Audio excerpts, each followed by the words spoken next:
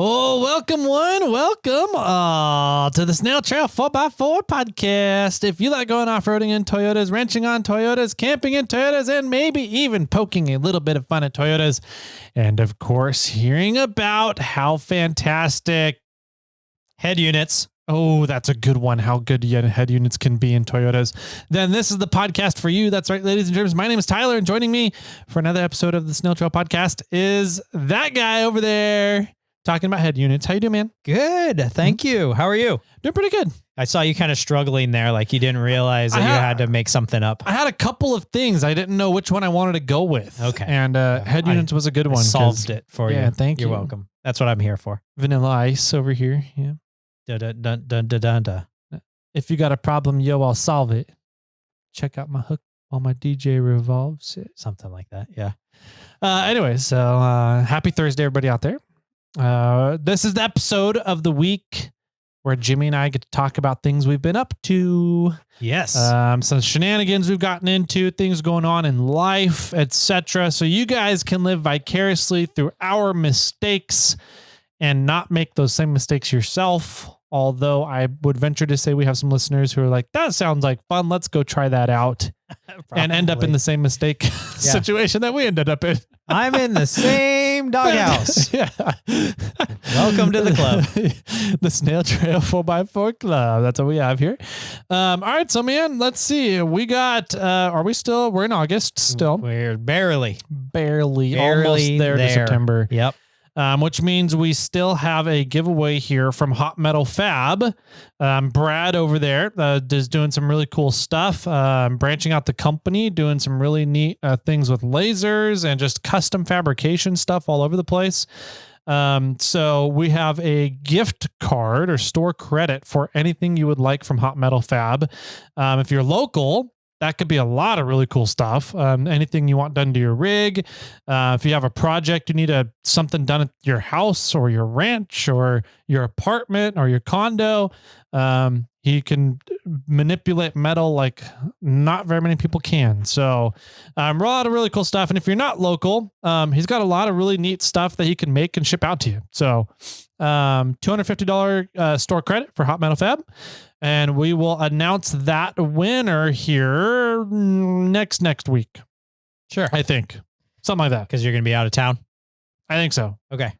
Well, no, it'll be the first after you. I don't know if you want to sit down and announce it, you can. You don't have to wait for me. We'll see how it goes. Sounds good. But yeah, it was really fun to chat with Brad on Monday's episode there. Hear his story, learn about how he fell into the line of metal fabrication. So if you didn't go listen to that episode, go over there and listen to it either after this one or the next one or whenever. Yep. It was fun to chat with him and get his background. It was really cool. Yeah. I haven't ever really gotten to sit down with Brad and chat with him about his history. Oh, yeah. And what he did before Hot Metal Fab and how he got into Hot Metal Fab. So that was really cool. Yeah, it was. I knew some of those stories, but not all of them, because usually when I go over there to pick up the aluminum, I end up staying like an hour. and I feel bad for the guy. Yeah. I try to leave, but we just keep talking, whether it's business or just history or how to get something done or social media or whatever it is. We just get on a roll and chat. Yeah.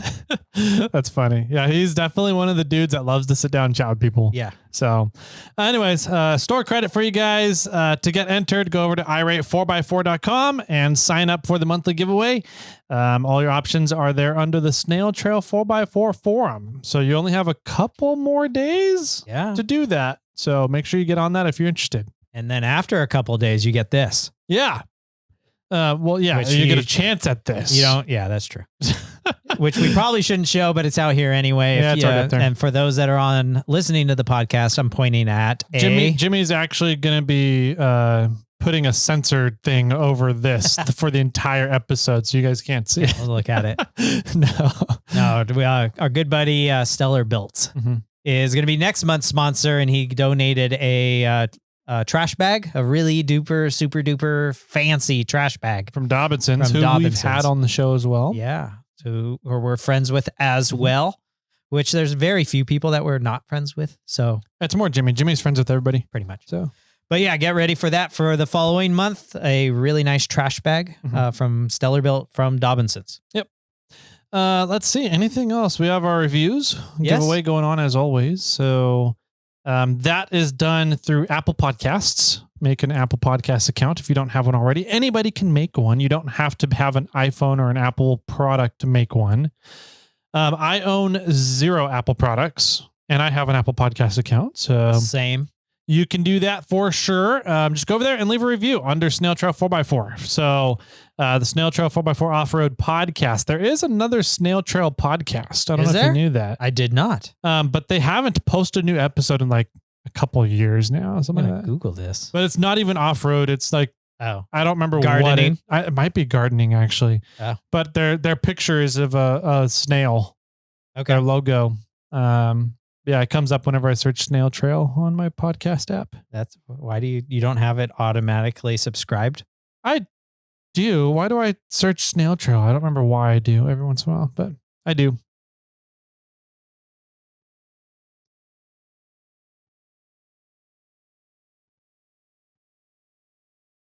The Snail Trail Podcast. There you go. Yeah. It's like a little cartoony, squiggly line snail thing. No, it's 2 dudes. Yeah. Sitting with their fists on under their chin. Yeah. That's not the one I'm thinking of, but maybe. And it looks maybe like they changed the logo and updated. They have 4 episodes from 7 years ago. Okay. At least that one. Is there another one? Oh, Snail by Snail. Maybe you mean that one? Slow Food Portland. Sure. There's a How to Be More Snail. Sergio the Snail. No, I don't see another one. Wow, I did not know there was so many snail episodes. What's this other one? Oh, the trail. Okay. Then it goes into a bunch of trail things. Snail Pale Podcast.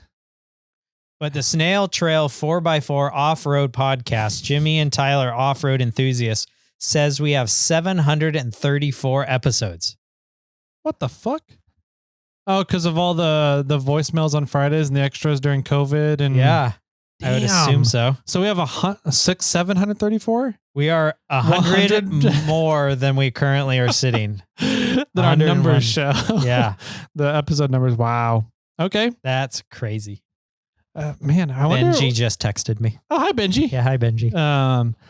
Anyways, I forgot what we were doing with that. Oh, let's go to the Snail Trail 4x4 podcast. Leave a review. And once we're coming up on 800 reviews, we have an OnX Elite membership to give away, which is $120 value. But right now, they are running a Labor Day sale. Woo. 70% off. Wow. Of an OnX subscription. Dang. So I don't remember. I didn't look in and see when they're stopping that. Okay. But if you're listening to this episode on the day it comes out, and probably through Labor Day at least, 2025, 70% off OnX subscription. So if you haven't gotten an OnX subscription yet, just go get one. That's dirt cheap. Yeah, it is. Dirt cheap for an OnX subscription. I want to say that brings the annual elite membership down to $25 or $30. Dang, that's awesome. So well worth it. Even if you're like, yeah, I don't really use OnX that much, or I don't really use mapping software, I don't depend on it. $20 to $30 once a year. That's $2, $3 a month. Kind of, yeah. $2.50 a month for insurance to make sure you don't get lost somewhere. Yep, absolutely. So that's well worth it. Yeah, for sure. That's crazy price. Kudos to OnX. Yeah. Absolutely. What else do we got going on? Oh, that was for the giveaway stuff. We're doing OnX Elite membership for the giveaway at 800 reviews. At 900 reviews, we're doing a big $1,000 grand prize for Morphlate stuff. I can't tell you guys what is going to be included in that package yet. Till the end of next month. That'll be one of the things. Okay. There's going to be at least two new things in that package that Morphlate is developing. Okay. And one of them will be launching at the end of September. And the other one, I'm hoping we get launched in Q1 2026. Okay.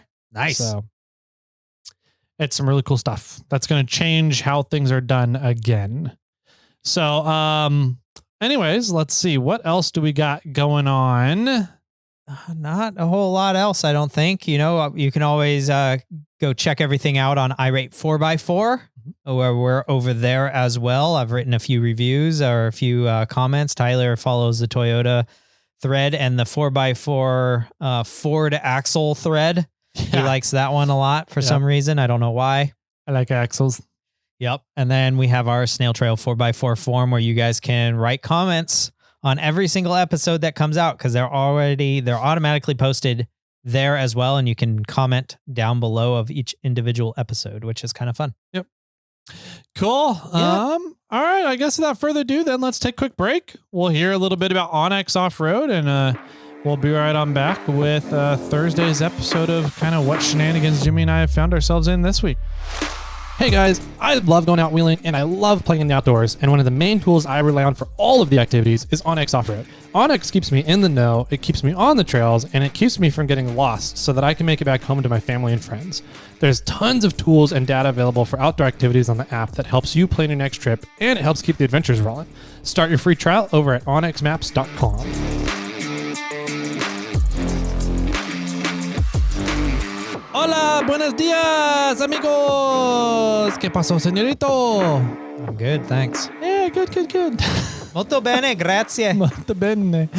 How's everybody doing out there? We're back with kind of what Jimmy and I have been up to with Thursday here. We get to talk about the previous weekend, the previous week's shenanigans, stuff that we've been doing, interesting things, some fun stories that we hear about through news, social media sometimes. So I have a few things today. Congratulations to Taylor Swift and what's his Kelsey face? Ryan Kelsey? No, it's something. Kelsey something. Kelsey. That's how one of the Kelsey that's how brothers? much we care. I don't know. Travis Kelsey. Okay, sure. There it is. TK. Yeah, congrats to you guys, I guess. I Sure. don't know. There was a lot of, I don't remember what I was listening to, but I had something playing in the background while I was doing something else. And they were talking about the Taylor Swift engagement, and the ring was over $1 million, something like that. And they started immediately trying to joke around about what her next album was going to be about. Is it going to be about the honeymoon phase of being married, or is it going to be her first album about divorce? Yeah, right. That's could be. I was like, oh, you guys have my attention now. There was a massive spike in jewelry sales. What?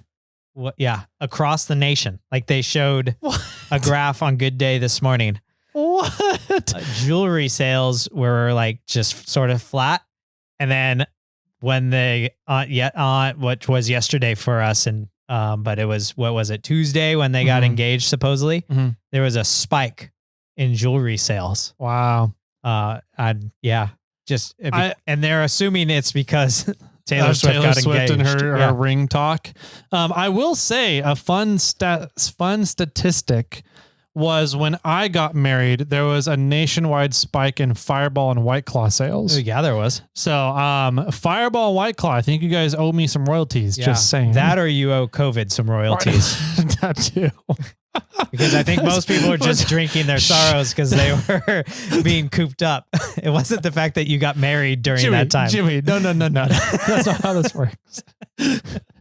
Oh, yeah, that's funny. Anyways, congrats, Taylor Swift, I guess. Yeah, right. Well, you said pop or something like that. We're on K-pop and pop culture. No, that's stuff next today. episode. Get ready for some K-pop talk. Jeez. All right. So Thursday, what we've been up to. I do have a few things. So 1, 2, 3, 4, 5 things sort of on my list. Wow. Okay. They're all kind of tiny. Okay. Just like you. Anyways, go ahead, Jimmy. You can start. Oh man. Yeah. All Getting right. my punches in where I can. Yeah, I guess so. You and all the other listeners, jerks. So, all right, I'll start. Yeah, Let's go for see. We had a lazy weekend, kind of, for the most part. The mini assistant went with her father. And so we kind of just were hanging out.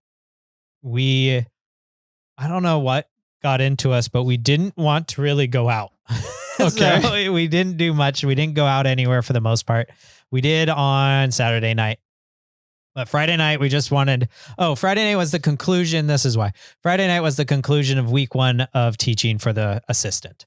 And so she's like, I'm exhausted by the end of week 1. Yeah. I just don't want to do anything. I just want to come home, put on my PJs and like relax.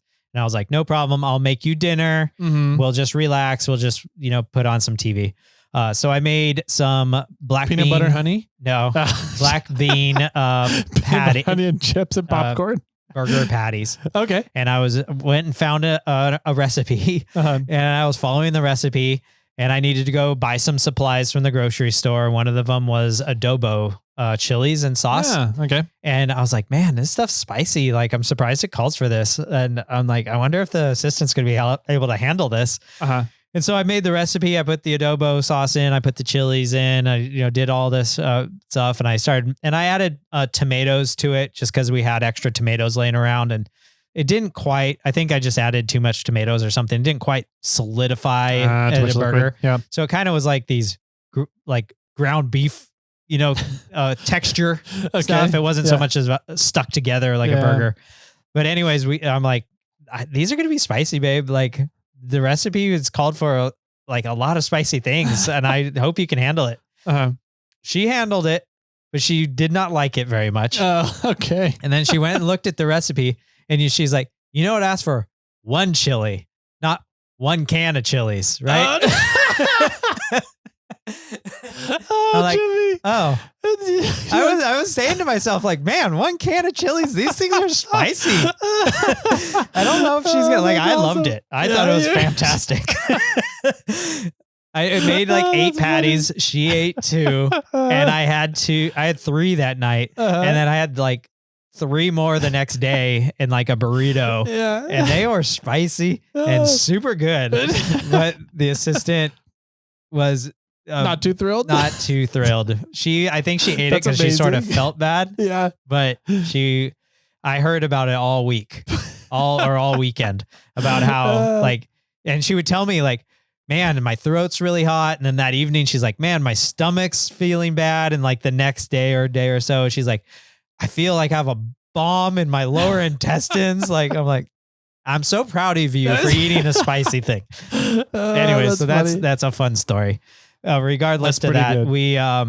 We kicked back on Friday night and we started watching the Andor series. We watched season 1 and we were like, we don't like this. Like, it wasn't. I watched, I think, 2 episodes and I kept losing track. Like, my interest just wasn't staying in it. So one of the assistant's coworkers, said, have you watched the new Andor series? And she told him, like, we watched most of season 1 and we never got into it and we just sort of gave up and didn't care. And he was like, season 1's a joke. Don't watch it. Just watch a recap. Start season 2. So much better. Really? And it leads right up to Rogue One. Oh. I was like, okay, I'm interested. Okay. So we started watching it. Much better than season 1. Okay. So for those that are out there that like Star Wars or any of that, and if you weren't interested in the Andor season 1 and like me, season 2 is much better. We watched like 3 episodes that night. Yeah. So that was fun. The series that I really liked, obviously, The Mandalorian was a good series. Yes. But I liked the one with Obi-Wan better. Oh yeah. The story Kenobi or whatever. Kenobi, I think it's called. No, I forgot what it was called. I think it's called Kenobi. Is it? Okay. Yeah, but I like that one a lot better. Yeah. That one was really, really well done. Yeah. The assistant said, I really liked Mandalorian, but when, who was it? Or maybe it was Kenobi. It was what series was that? Was it the Ahsoka one? I forgot. Whatever. There was a series that didn't have anything to do with Mandalorian, but then at the very end, there's like 3 episodes when the Mandalorians came in. And she's like, that series sucked until the Mandalorians showed up. That's funny. Yeah. Maybe it was Asaka. I forgot what it was. Anyways, Asaka was another one. I was Yeah. like, I'm interested in, but then I watched a couple episodes. I just lost interest. Yeah. I was like, I'm not going to watch any more of these. So Andor season 2's gets a thumbs up. Okay. Me. Yeah. Good to know. I'll have to give those another shot now. Yeah. So Saturday, the assistant went to church. I started working on the fence. Trying to get the mini assistant's birthday is coming up in the middle of September. And we really want to get the fence done before the party because a lot of the people that came to our Easter party just before we tore down the fence saw that we were going to start building the fence, and we want to get the fence done before the next gathering. Okay. So I really started working on that. And I got pretty far. I built there's going to be, let's say there's 12 sections all the way there. It's 3 per side, 4 sides, obviously a square. So there's 12 sections around, and I built almost 6 of the sections. So now that I have the rough almost 6 done, I'm going to start digging the holes for the positions, put those 6 up, and then build the remaining 6, connecting all of them together. Okay. Yeah. So I need to start digging the holes so I can put everything to where it needs to be so then I can connect the rest of the sides. Yeah. So pretty much all the main posts are connected to something. I just need to now make it erect. Yeah. A good fun word for you. Yeah. Okay, Amber. And then connect all the erections. Yeah. So I did that until it got Sounds hot. like you're going to have a lot of erections here soon. I will be. Yeah. Right. A lot of hard ones. Yeah. Hard woody ones. So, but it got to 105 that day. So I got around 1:00, I was spent. Yeah. I was just wet and nasty and just exhausted from the heat. So, went inside, relaxed the majority of the day. We watched some more episodes of Andor because it was too hot to go do anything else. And then that night we went to a place called Mindscape. It's a brewery, a few-year-old brewery near us that we've always been wanting to go to, but we never have gone to it. And we wanted something local, not too flashy, something we can kind of relax and just jump out to. And this hit those buttons. And so it was pretty cool. It's mainly a hard seltzer / kombucha place. Okay. But they have some beers on the side. They also have beers, and then they do some collaboration beers. Okay. And so it was good. It was a really fun spot. It's in the Bass Pro shopping center out in Rockland, I think it is. And which isn't terribly far from our house. And it's nice. It was, the people behind the counter were really cool. It was fun to do a sampler because they had a wide variety of things they did a collaboration of a dark beer with Loomis Basin Brewery to a kombucha cider thing. So it was this, and they had a mimosa on there and sangria. They had a whole bunch of things. So it's kind of an interesting lineup. Product catalog of what they offer. Yeah. Interesting. Okay. So we had a lot of fun there. We did the sample, we did a flight.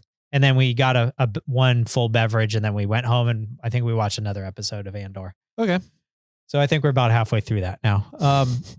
The next day I went and worked at the Mini Assistants Theater, and actually the assistant came with me. This was on Sunday. We were doing stage setup for Mary Poppins this time. And I'm going to also go work there this upcoming weekend, Labor Day weekend. Because they're doing a really big push this upcoming weekend, but they needed to get some things done last weekend. So I built 2 sort of rolly fake walls.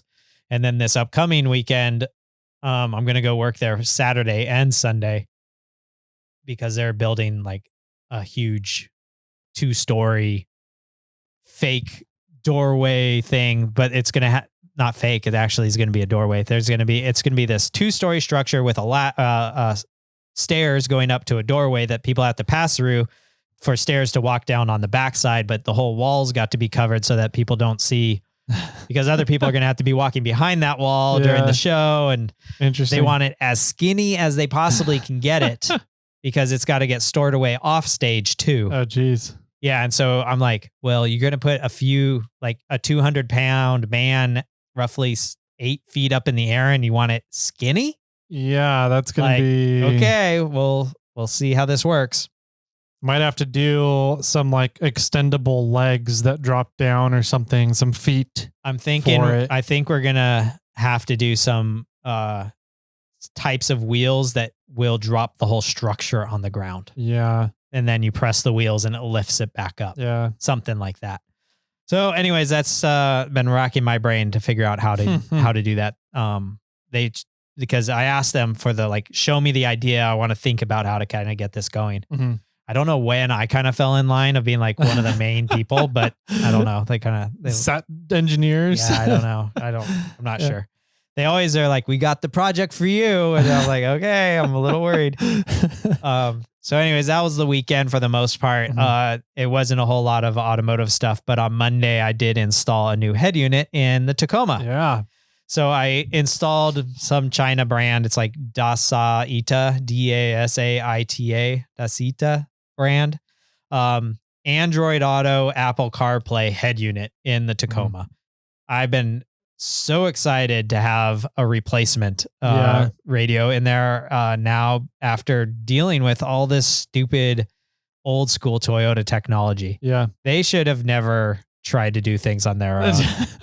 They should have just been like, Android Auto and Apple CarPlay have so much better of a platform. We're just going to do that. Yep. But it wasn't really a pain in the ass to install. Well, let me start here. I did the 9-inch version, which uses the factory bezel. Nice. They also make a 10.5 and I think an 11-inch version, and they give you a new bezel. Okay. That will snap into place. But I didn't necessarily need a bigger screen. Yeah. I wanted something that just was factory and fit in the right spot. It's already like the 9-inch is bigger than what was there, because there was like gaps all around the screen. Yeah. It was like a 9-inch opening, but it was only like a 6-inch screen. It was stupid. So going from the 6.5-inch screen up to 9 inches is already a vast improvement. Plus having Android Auto is, for me, I don't have Apple stuff. So Android is really nice. The voice recognition is way better. The interface is way better. Like when I get a text message, it asks me multiple options instead of like, do you want to listen to this or do you want to cancel it? You know, it was just, or now it's like there's preset messages. There's read it to me, show it to me. You know, do you want to respond? I can respond to it. I wasn't able to respond to it last time. Plus, let's go down the back, because that's where the fun stuff is. There's a 4G antenna place. There's a GPS antenna location. There's a SIM card plug. There's an HDMI plug. There's a dual USB plug. There's a single USB plug. Then there's a plug-in for an amplifier setup. There's plug-ins for front and rear cameras. There's a microphone plug. There's the antenna plug. And there's probably some more plugs that I can't even think of or don't remember. But regardless, there's so many different options for like any way that you want to connect something now. I have it there. And just the option of having a SIM card would be crazy. Yeah. You like have your own data plan for your radio in your car, and it has Wi-Fi capability so that it's not you're not stealing one of your phones to run the head unit. It has its own setup. That's just crazy. I'm assuming you could, like, if you had a laptop or something that had HDMI, then you could output it to the head unit and you could watch something on it through the HDMI. I know that it has Bluetooth capabilities and a game platform. So like you could Bluetooth controllers to the unit and then play some games. I haven't figured that one out yet. Yeah, it's pretty crazy. And it's so much nicer than the factory one. Yeah, it really is. The ever so slightly downside that I find is that the reverse camera is a little bit washed out. It's a little bit the white balance is a little too high. And that might actually even be a setting that I just haven't found yet or dealt with. One thing that the reverse camera does, the stock reverse camera only showed you like the square area of where your truck will end up once you park. But now the new one shows you where your tires are when you're turning your tires and where the arc's going to be when you reverse into the space. It also shows you doors open or closed on the head unit, not just on your dash. Interesting. So there's so many more benefits to having this head unit. Yeah. And it wasn't that much work to install. Nice. All the plugs are pretty much plug and play. Like you can only plug ones into certain areas. Like they have little indents that pop off the plug in different areas so that you can't put a plug in the wrong spot. Okay. The hard part I found was that the plug they told me to use on the back of the radio wasn't actually the plug I needed. So they had a picture of my radio, and then they had because my radio was from like 2016 to 2019. And then from 2020 to 2023 was a different radio. Okay. And so they said, for my version, the old school version radio, this is the plug you need. For the newer version radio, this is the plug you need. Okay. And so I plugged everything into the back, and then I went to plug it into the car, and none of the plugs worked. I was like, what is going on here?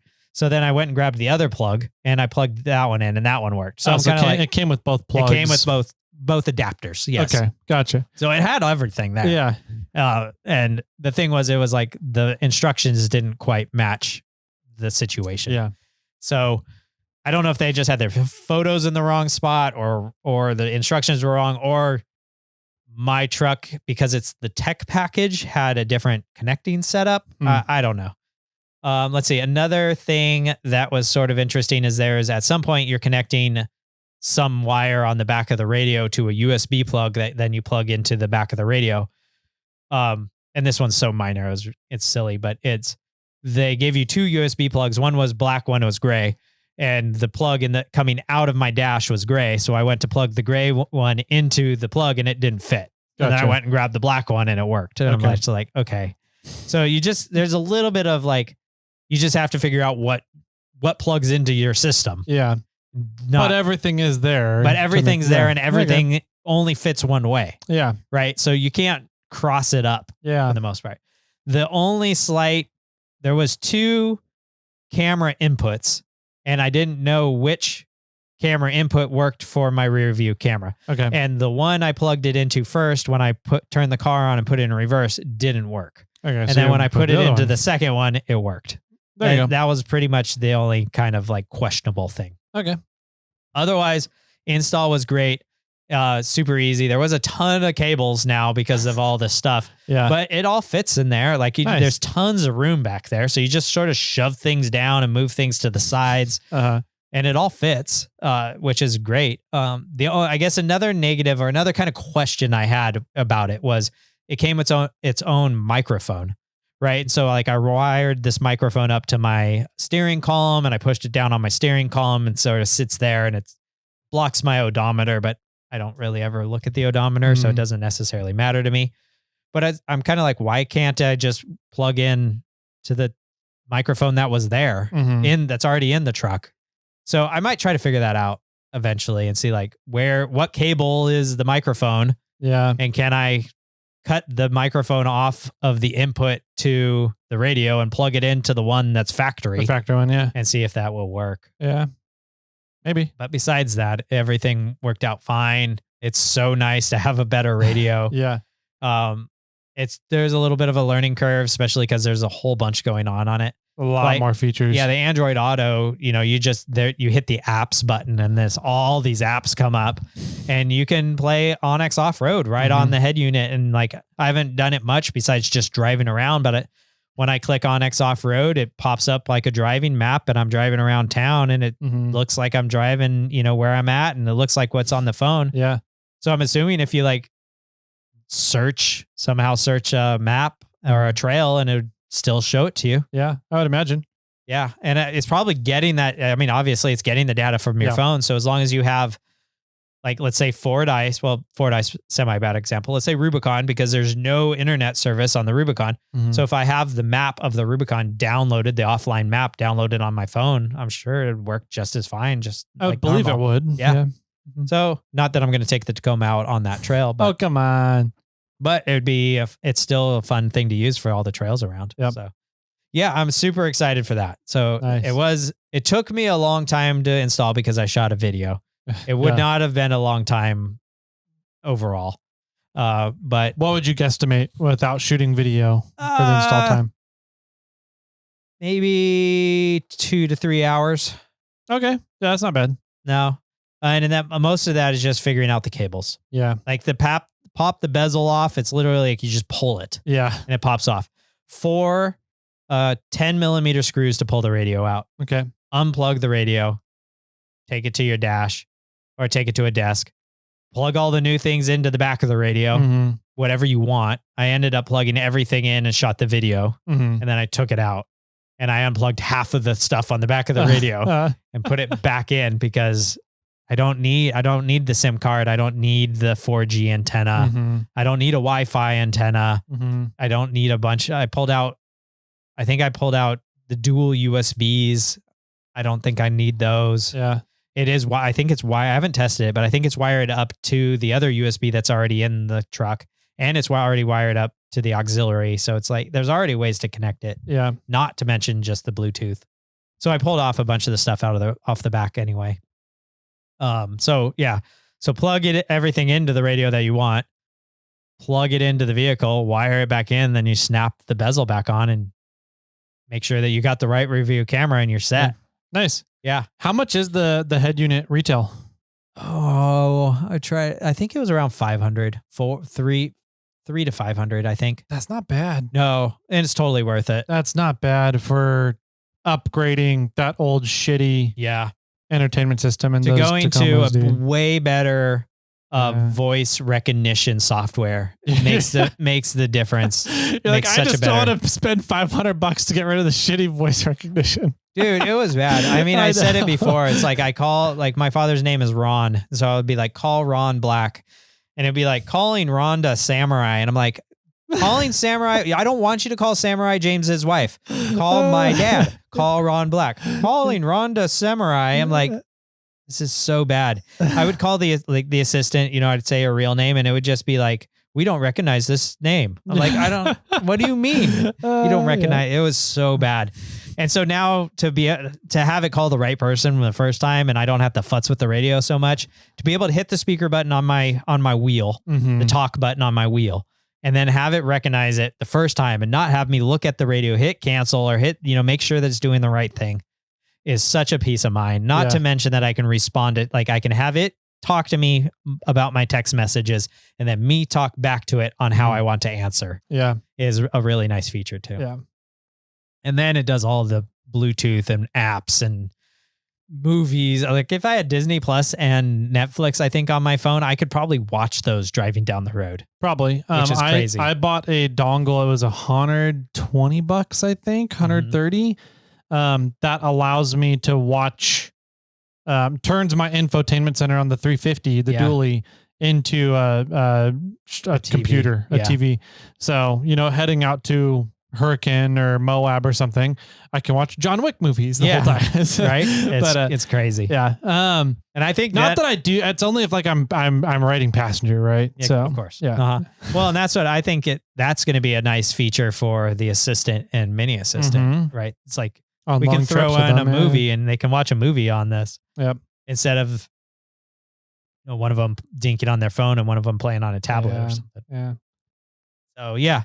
The last bit of information that I have is that you took the Tacoma out a while ago. I did. And you took it up to get the repeater. And you told me that you thought my lower ball joints were loose. Yep. So I've been doing a little bit of research into some of that. And I called our buddy Mike over at Toronto. Yep. Toronto. First gen Mike. Yep. Because he's a Toyota guy and he works at Toyota. And I said, hey, can you price me out some lower ball joints? And he's like, sure, send me your VIN. So I sent him the VIN and he got back to me and he's like, they don't sell just lower ball joints. You have to buy the whole lower control arm. What? He's like, what are you doing? And I was like, shit. Okay. And I told him that the truck has a weird vibration when it's at lower speeds but the vibration kind of goes away at higher speeds and it makes a weird noise. And I'm just trying to figure out what it is. You guys thought it might be you thought it was my ball joints in general. I think I was thinking ball joints in general, upper, lower, combination of them, whatever. But I just replaced my upper ones less than 1,000, maybe 1,000 miles ago. And maybe I over-greased them or whatever. You said one of my boots is off, so I need to look at that.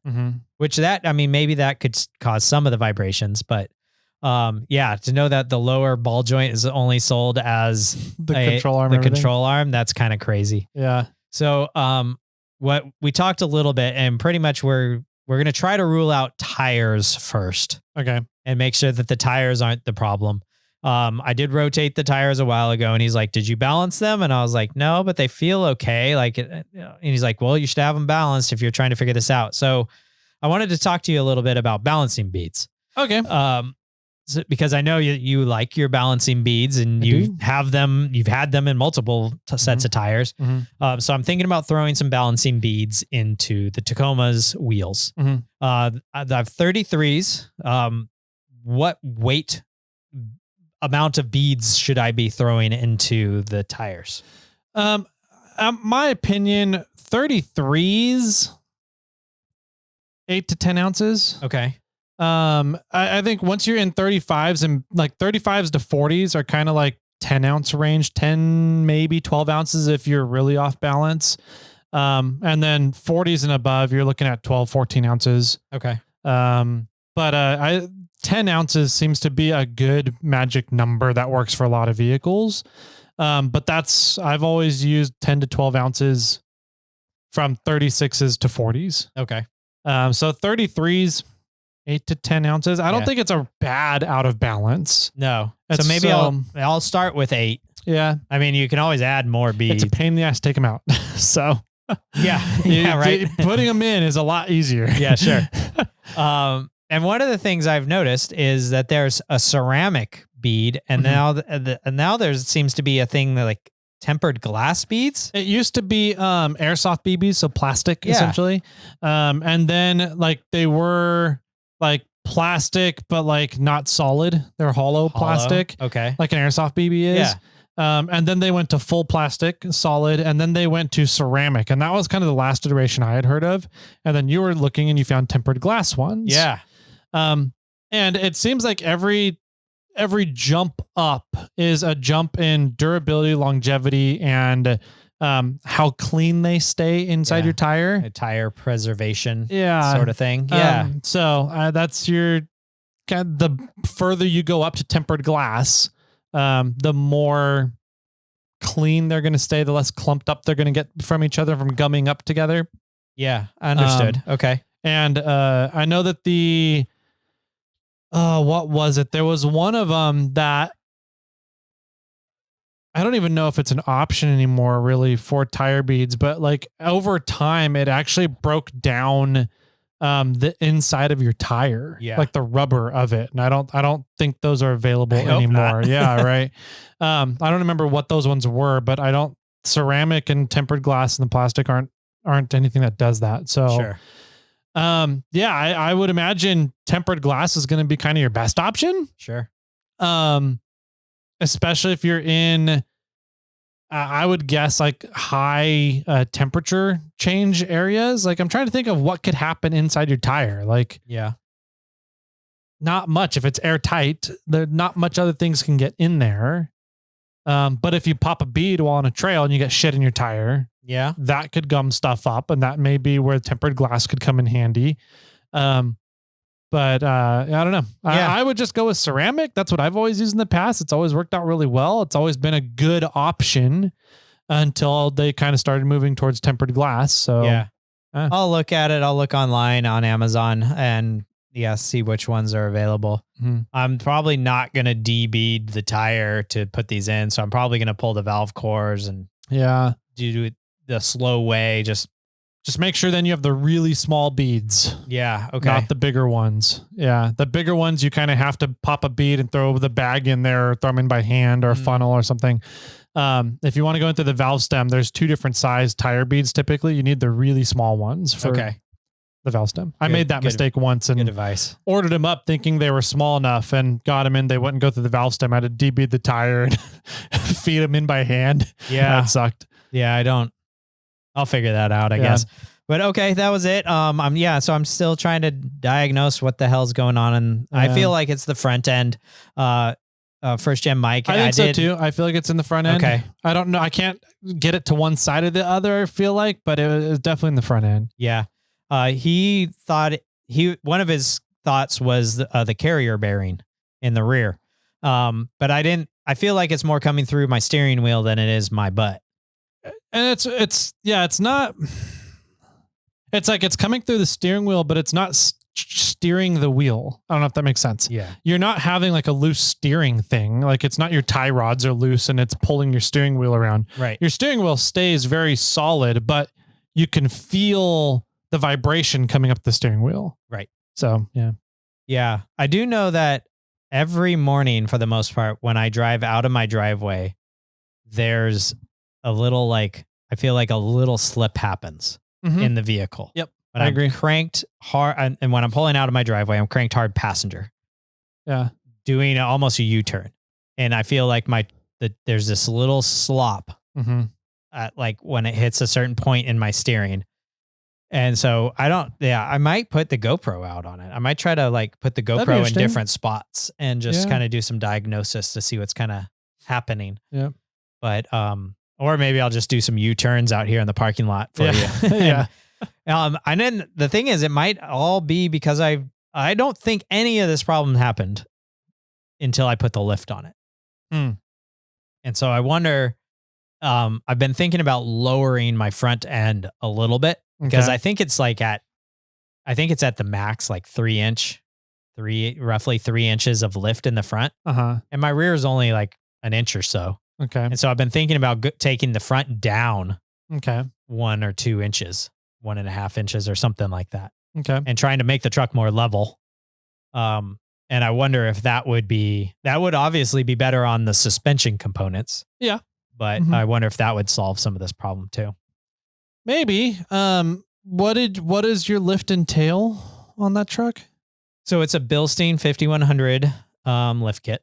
Okay. And it has heavier duty springs. Okay. And the 5100 springs have 4 notches, maybe 5 notches on the for strut? a snap ring. Okay. So with a stock spring, if you want 3 inches of lift, you put the snap ring on the highest position, and then it condenses the spring so much that it pushes it down to give you the lift. If you have a stock spring and you put it on the lowest setting, you're at stock ride height. Okay. I have a heavy duty spring, so the snap ring's at the lowest setting, but it's still pushing me up. Yeah. So I'm getting the lift, but I'm not at the sacrifice of killing my shock. Gotcha. Okay, that makes sense. So if I were to change any of that up, I still have the stock springs. Yeah. If I'm going to change any of that up, I have to clamp the spring, undo the top hat, take the spring off, put a new spring in, or change the location, put the new spring in, change everything. Yeah. Put it all in, make sure it's at the right height. Yeah. But it's still a thought I've been having. Just mainly to figure out this problem. Yeah. It's why am I having this problem? Yeah. Because visually, I'm okay with it being a little taller. Yeah. But I want to figure out what's happening. Why is it making these noises? Oh, music. Jesus, is that you? Forgot to turn the Bluetooth down. Yeah. Sorry, ladies and gentlemen. Anyway, so that's a dilemma. It's something I've been working on. Okay. Yeah. Yeah, that one's an interesting one. I felt the slop and the turning on the freeway. Yeah. So there would be an ever so slight lag in when you turn the steering wheel and then to when the vehicle kind of starts turning almost. It's almost like you turn the steering wheel, and the tires are turning, they're turning, but it's almost like the vehicle turns, but the body roll, the suspension doesn't get into the turn right away. Right. And see that, and that's, I sort of think that's because the truck's lifted. I feel could be. I feel like because the truck's lifted, the tires aren't in the right camber area or whatever, however you want to say that. And so when it turns, it's not actually creating the turn on the bottom of the tire until it gets to a certain spot. So you think your scrub radius is off then? Well, I know my scrub radius is off because I have wheel spacers on. Yeah. But yeah, I don't know. Maybe I'll pull the wheel spacers off and see that solves some of it. Interesting. Yeah. Interesting dilemma. Yep. So what have you been doing? I also had a low key weekend. Okay. For the most part. Friday was just kind of relaxing, get work done and then get the kid and hang out at home in the evening time until he goes to bed, then hang out some more with the wife and blah, blah, blah, blah. Saturday, I got the Forerunner back Friday afternoon. Okay. So everything got done on the Forerunner. Nice. That Ryan was working on. And I got to give that guy credit, man. Do you remember what that one other thing was that you yes. Okay. I picked his brain. I was like, there was something else, and I couldn't remember what it was. The Mar mount. What's that? Marlon, in his elite wisdom of finding really awesome ways to do things inexpensively, took his engine mounts on his truck and put a bolt through it. Oh, yeah. So that essentially the rubber of the stock engine mount still behaves the same for compression. However, when it goes to expand and pull in tension, due to drivetrain torque and trying to lift itself off of the engine mounts, it doesn't go anywhere because there's a bolt through it and holding it in place, right? Okay. So we did that mod. Okay. Cool. That was the other mod. And I was like, because I was thinking about chaining it. Yes. Welding a chain to the top and bottom of the engine mount so that it could give a little bit, but not give enough where it's going to rip the mounts apart. Yes, right. Sure.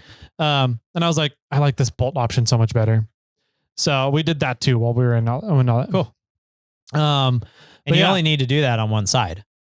Mainly the driver's side. We did it on both. Okay. But the driver's side is the main side because that's what it wants to lift off of during acceleration. Right. Yeah.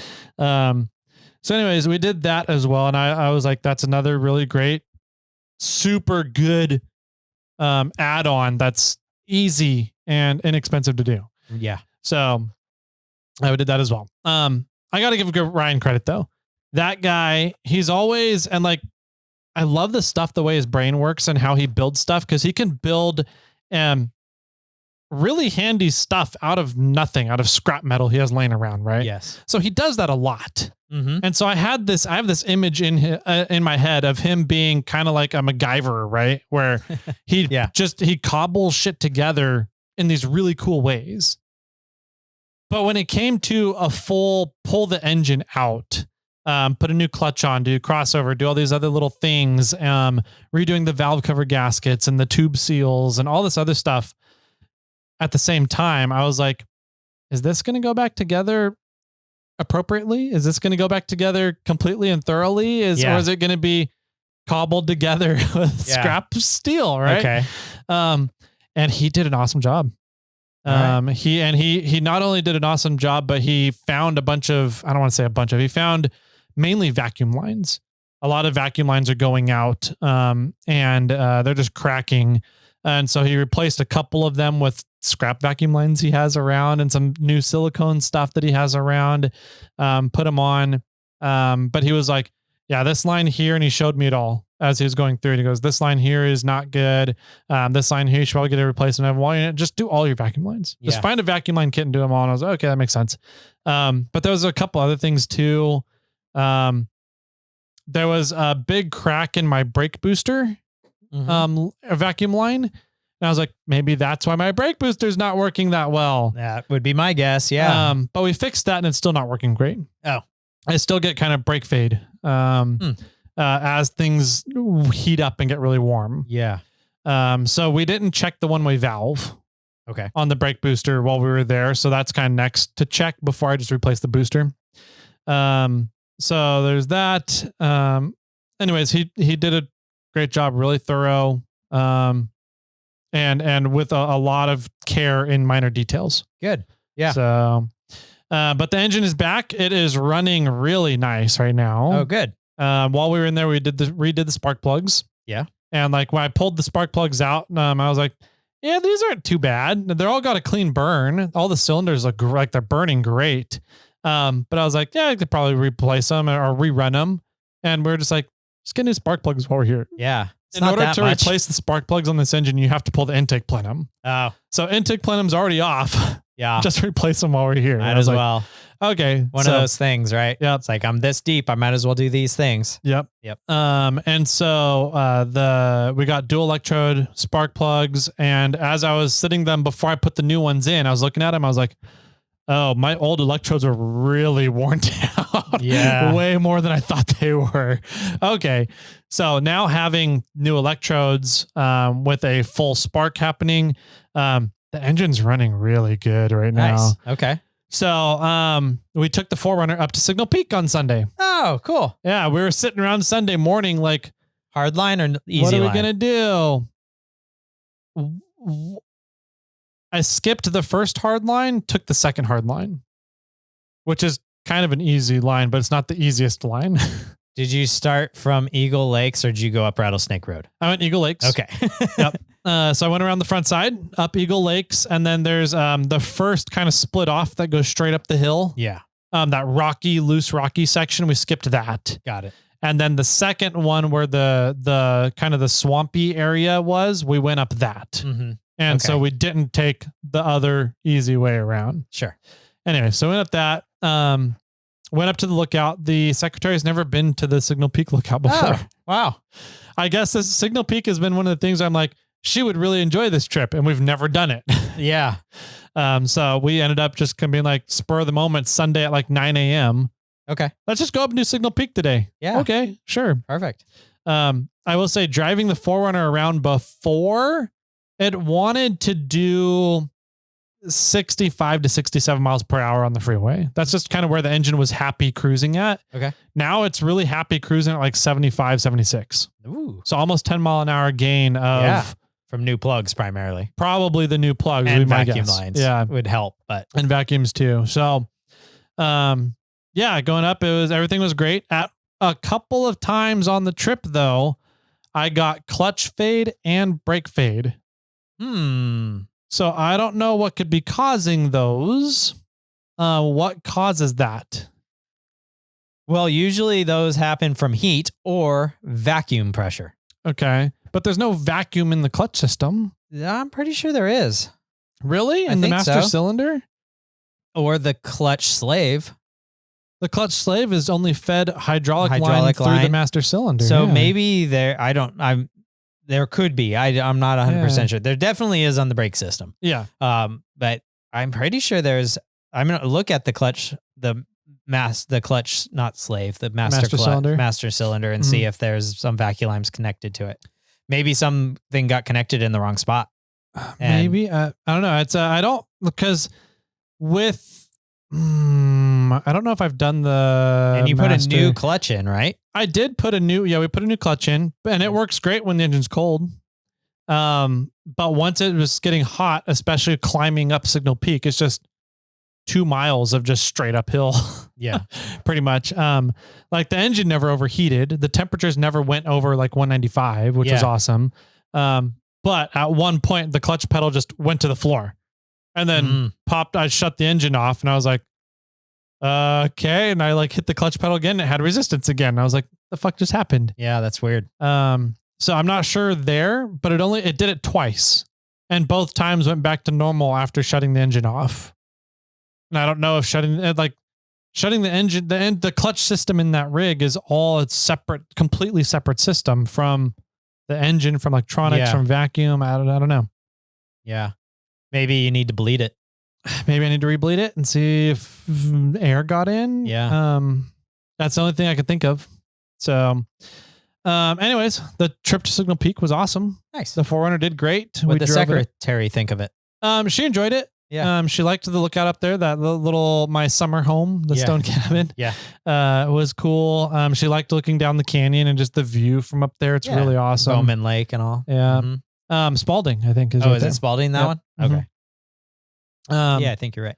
Yeah. So there's Spalding, and then there's a smattering of other little lakes you can see from up there. Yeah. Yeah, it was a good time. We took Reed. So he climbed around through the house and climbed on a bunch of the rocks. Cool. And I may or may not have left a token up there. Ooh, okay. And when I was trying to find a spot to hide the token, I found a geocache accidentally. Oh, that's funny.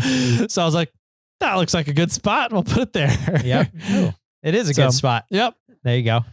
So if anybody does geocaching, you may have a dual purpose for that token up there. So, well, now if you do geocaching and know how, you might be able to find one. Yeah, exactly. Without knowing the coordinates. Yep. Speaking of tokens. Yeah. Not to interrupt your wonderful story. Well, you did. Yep. I had a listener reach out saying, I've been hunting. I downloaded Onyx and I've been hunting to find the tokens. Where can I find them? Oh, the folder? Yeah. Okay. It's not out yet. No, we haven't announced them. We haven't announced it. We haven't really, I think we felt that we haven't put enough tokens out in the wild yet to start this big hunt that's open to the public. Yeah. And because before it's only been open to the Snail Squad people. Right. They're the only ones that have had access to the coordinates before. Now we're going to be opening up to everybody. Mm-hmm.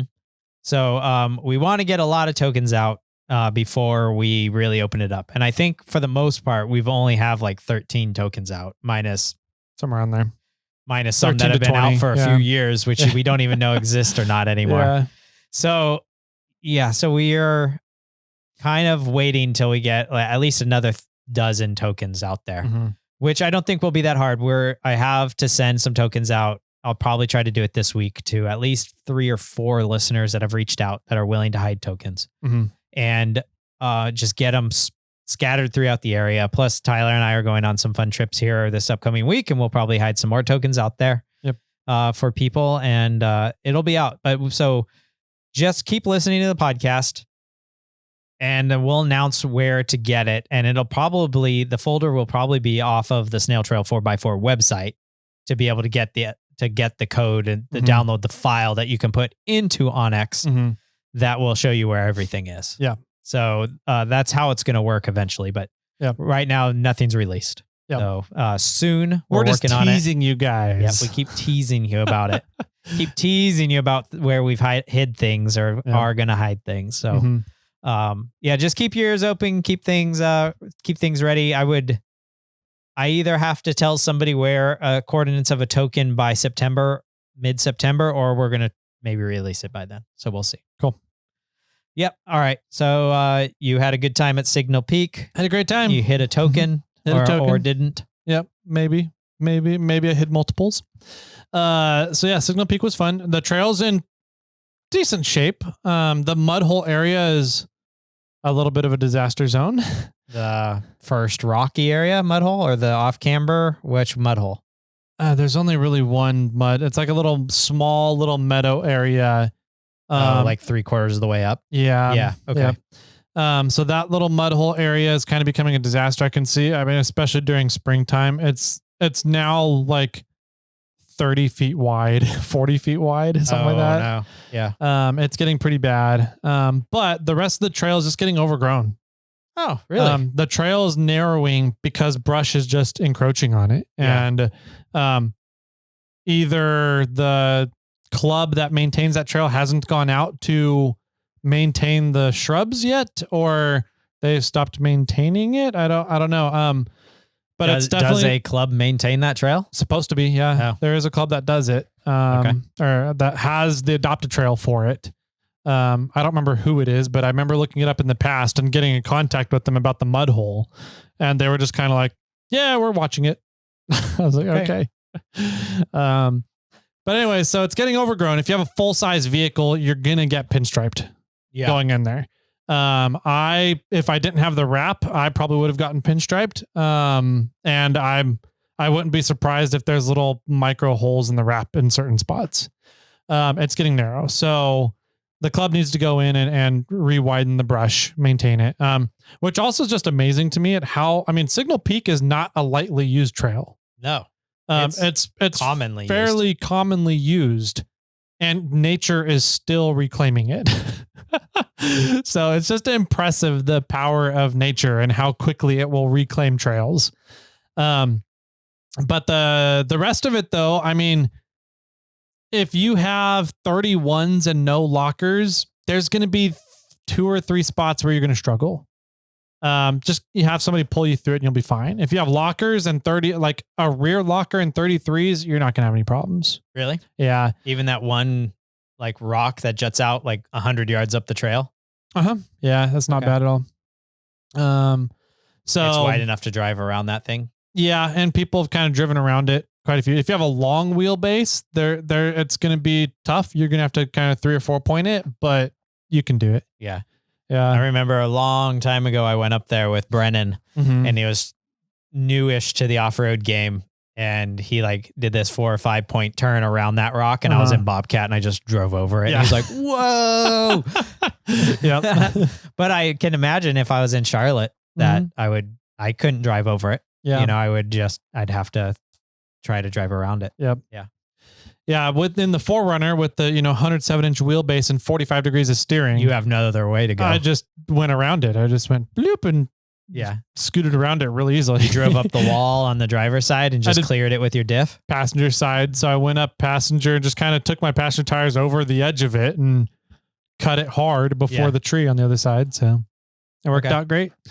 I love having 45 degrees of steering. That's probably like the one thing of the build on the 4Runner right now that I was not anticipating when I made the decision to go with the 05 and up Super Duty U joints. Sure. Was having that. I was like, yeah, it'd be a lot of steering. It's going to be nice because I'm used to Toyota 28, 30 degrees of steering. Yeah, right. It's so nice. Okay. It's one of my favorite features of the rig right now. Anyway, so steep, the trail's steep as ever. Yep. But there's no big holes. There's no real dangerous spots. It's just steep. So if you have cooling issues in your rig, avoid going on the trail until you get those fixed. Yeah. Your rig will overheat going on the trail. But otherwise it's a good trail with an awesome view at the top. Yeah. So, yeah. It's got a fantastic view at the top, and it's got that fun overlook stone cabin thing. Yeah. Which may or might not be for the fire watch of the railroad or whatever. Fire and avalanche watch. Yep. Yeah. So I did that. Let's see. A couple other things I wanted to get to. I was talking about the Trainwreck series on Netflix. Yeah. Dude, the Woodstock 99. Yes. Trainwreck Woodstock 99. Oh. Amazing. What do you, there's a literal train wreck or the actual the docuseries that's titled Trainwreck. Oh, okay. They do a bunch of mini series. So there's 2 or 3 episodes at a time about one topic. Yeah.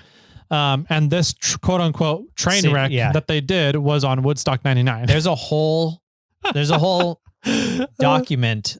documentary movie about Woodstock 99 and how there will never be another Woodstock. Yeah. I don't think there will be ever again because this one was such a failure. Yeah. It was really, really bad. And it's amazing. Yeah. Have you seen there was another festival. That Firefest. Yeah. Have you seen that one? Trainwreck did one on Firefest as well. Okay. And that one's hilariously bad too. Yeah. There's another festival that I just learned about called Alien Stock. Have you heard of that one? No. That one is also done by Trainwreck series. Oh no. Seems like music festivals are a go-to for this series. No, but it's about, did you ever hear about the storming Area 51? No. A movement? This dude in his just joking around online made a Facebook event called Let's Storm Area 51. Sure. And it was all this, the idea behind it was, what the hell do they have out there to hide from us? They can't catch us all. They can't catch us all. Like they're authorized to use deadly force to keep people off the base. Okay. And people have been shot and killed from trying to get on the base before unauthorized. Yeah. And so the idea is if we all go, they can't stop us all. What are they going to murder 2 million people? Yeah. And so this guy just as a joke, a meme, made this Facebook event. And it got over 3.5 million people signing up for this event. Oh my gosh. And so obviously the military is freaking out. Yeah. The Lincoln County Sheriff, which is the county that Area 51 is in, is freaking out because they have, I think on the document they said they had 9 deputies for the whole county. Okay. And they're like, we can't handle an extra 10,000 people, let alone 3 million. Like, what are we going to do? And then the dude that started the whole joke came out to the public on who he was and everything. And everybody's like, oh my God, this guy is like blah, blah, blah. And it was a massive meme. It's a giant joke that people were like taking seriously. Right. And this whole lead up of this documentary, it's a 2-part series, is of everybody planning on what's going to happen when 3.5 million people show up to Area 51. And I'm sure the military has kind of learned from this now and been like, what do you do when 3.5 million people want to storm a military base now? I'm sure they know. Yeah, right. They have flamethrowers and machine guns and big bombs and grenades that can take care of all that. Yeah. So this guy, in order to avoid going to jail, because the military and the government were like, if 3 million people show up to Area 51 and people die because you sent them out here, you are being held accountable for it. Sure. So he changed the whole thing and was like, no, we're going to do a music festival now. Oh. And he called it Alien Stock. Yeah. And it was supposed to be in the town of Rachel, Nevada. And this one little hotel with like 500 acres was supposed to house this music festival. And then it ended up being too big for this town and the infrastructure to hold. So he moved it to Las Vegas like a week before the festival. Yeah, sure. And that one's another amazing. The build up to it is amazing. The ending, I'm not going to end it or ruin it for you guys. The ending was pretty much a letdown. Yeah. Like the whole ending to how this all ended up could be summed up in a 2-minute shot in the documentary, but everything leading up to it, I had never heard of this movement, the Let's Storm Area 51 movement. No. Never heard of it before. So like seeing everything going on around this movement was fascinating to me. I bet that'd be wild. Yeah. I'm sure the government was like, what the fuck you doing, man? Oh, for sure. They were freaking out. Yeah. But like the public was just all over it. Yeah. And just, that's funny. I was like, oh my God, this is just the power of idiocracy on the internet. Like it's fascinating. That's funny. So anyways, more kudos to the Trainwreck series on Netflix. If you guys are ever looking for something to watch. So another thing I did, I don't know. Did you look at the Morphlate stories on Instagram in the past 24 hours? I saw this mascot. Is that what you're referring to? Yes.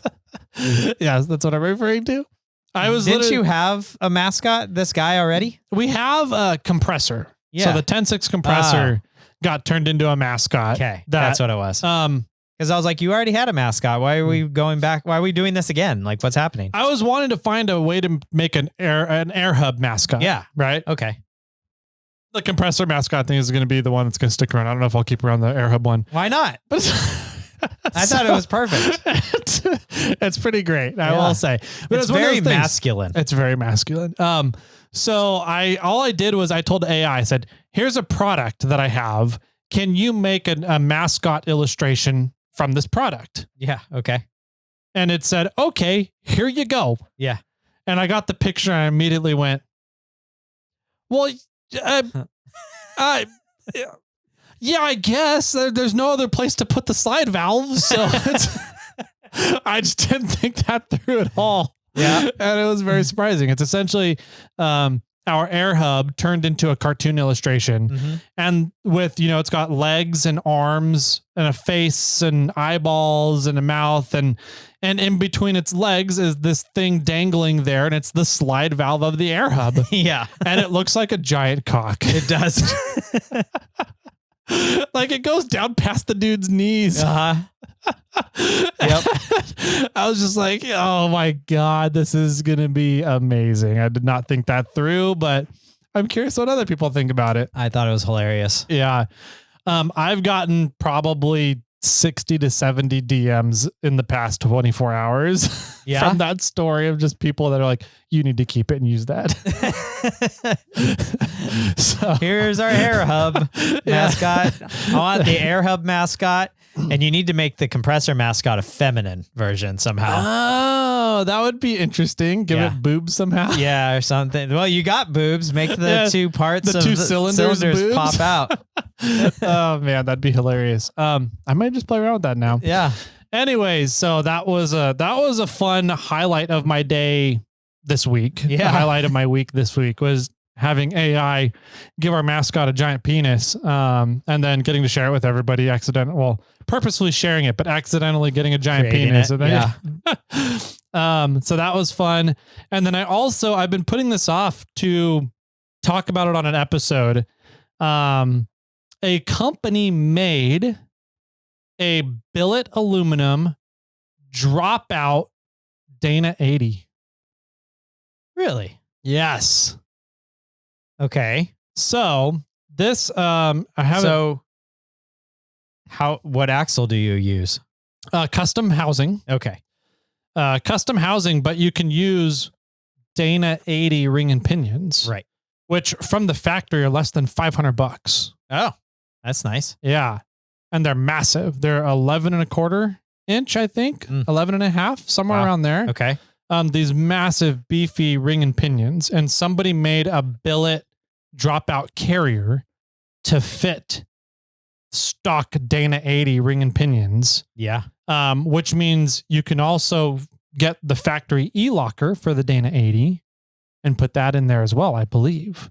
That's nice. So anyways, they made this, and it's I'm just going to read this whole post because it is really cool. Okay. It's from Robbie Woods. So they're a big fabricator. Yep. Off-road fabricator, aftermarket fabricator.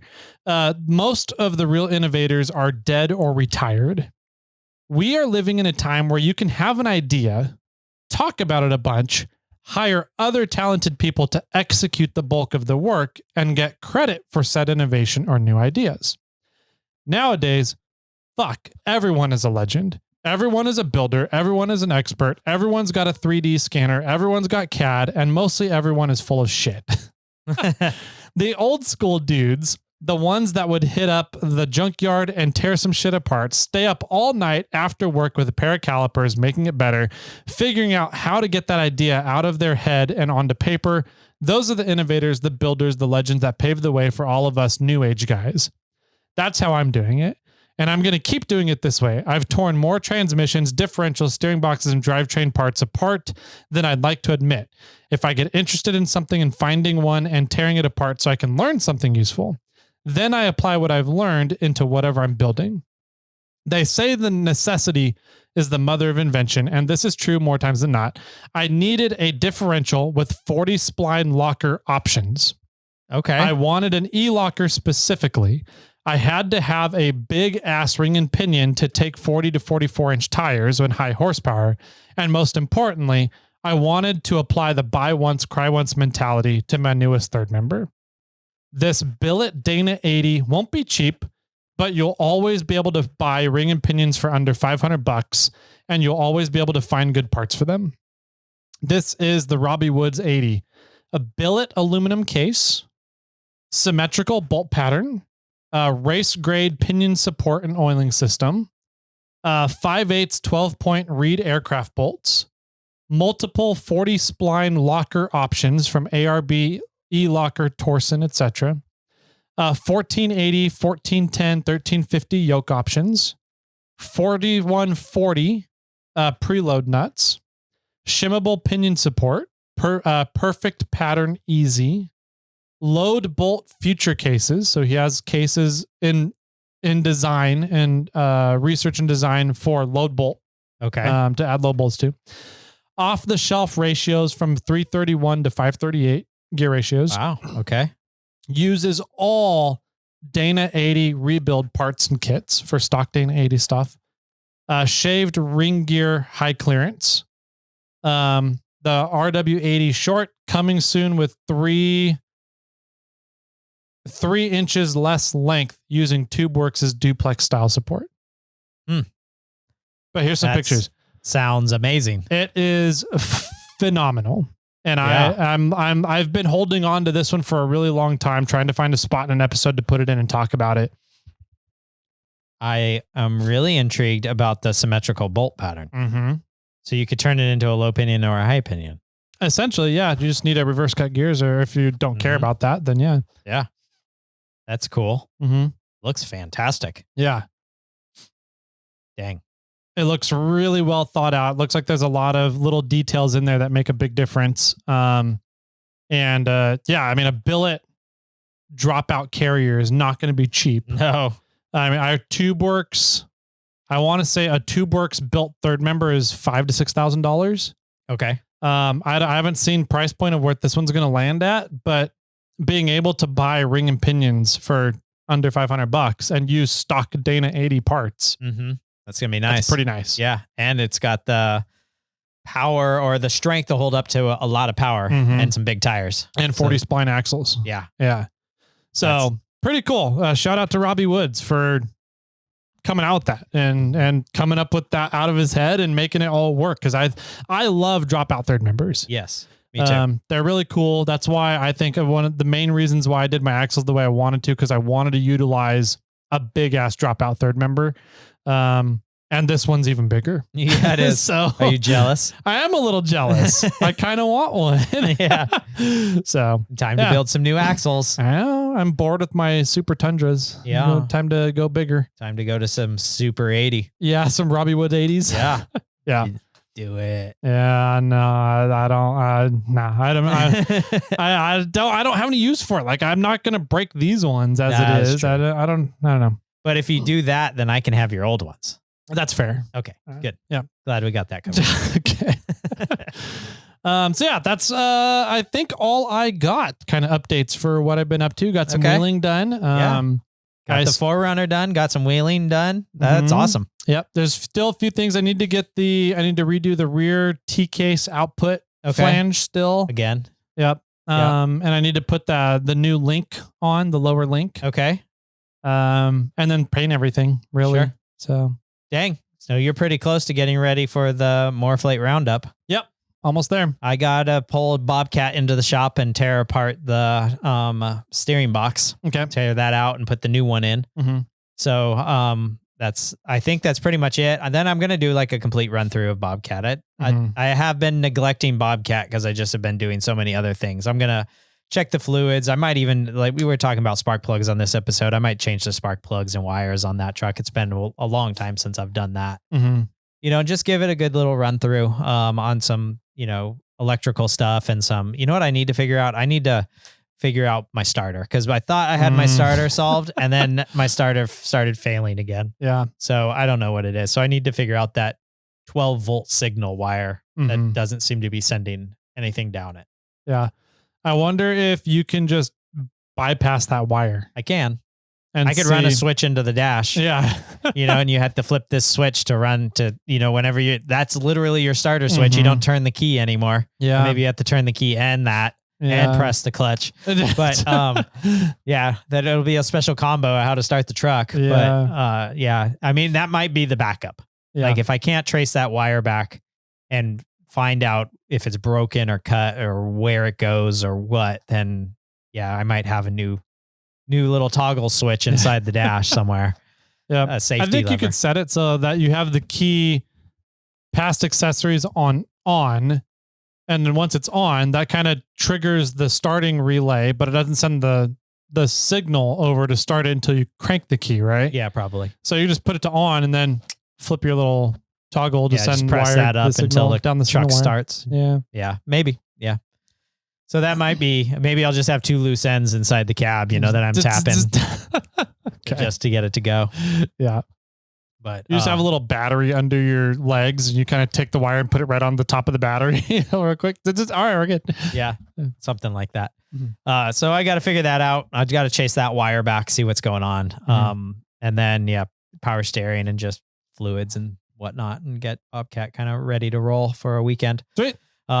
I think I believe the mini assistant's going to be out of town that weekend. So I do think that the assistant's going to roll with me. Nice. So that'll be fun. Cool. Yep. But I know that a lot of people sound like they're going to wheel in early, and I don't think I'm going to be able to wheel in until like Friday night sometime. So, maybe I'll roll in. Yeah, we'll figure it out. But, hopefully I can get up there soon enough that I'm not arriving by dark. Okay. Yeah. Cool. Sounds good. Sounds like I still need to send the information out to everybody about that trip.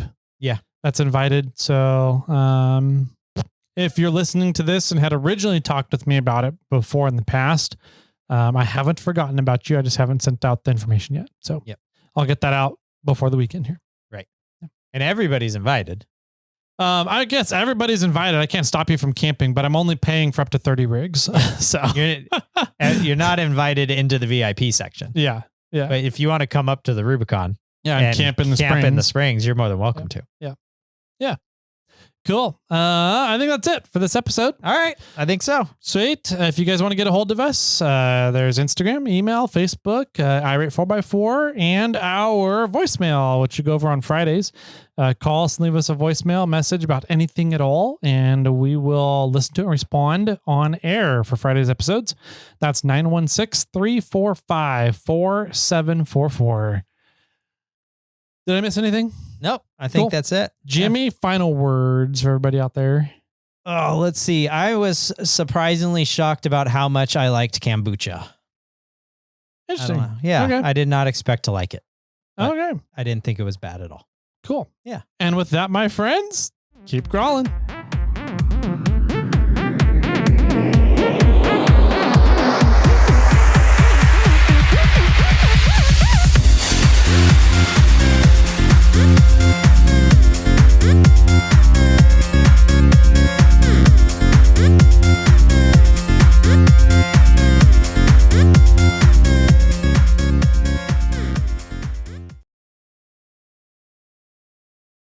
This one's pretty stupid. Perfect. But you're going to love it. All right. I'm ready. What do Alexander the Great and Winnie the Pooh have in common?